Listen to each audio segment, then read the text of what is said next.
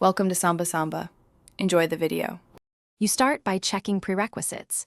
Make sure your Peugeot 2008 has the latest infotainment firmware and your iPhone runs iOS 13 or newer. Plug a certified Lightning cable into the car's USB port. Use USB-A or USB-C depending on trim, then unlock your phone. Once done, allow the car to pair over Bluetooth if prompted. This initial pairing enables CarPlay handshake. Make sure CarPlay is permitted in your iPhone settings so the head unit can launch the interface automatically. After connection, you tap the CarPlay icon on the Peugeot 2008 touchscreen or accept the prompt on your iPhone. This loads the CarPlay home screen.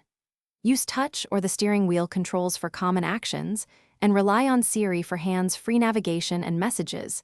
Say, "Hey Siri," or press the voice button. To optimize safety, set Do Not Disturb and choose Map Orientation and Audio Output in the CarPlay settings. This keeps directions clear and minimizes interruptions while you drive. To finish, simply unplug the cable or choose Disconnect in the Peugeot 2008 menu. The system returns to the native head unit.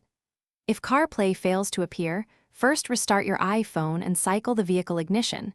This clears temporary faults. Make sure to test a different certified cable and try another USB port if available, because faulty cables are the most common cause.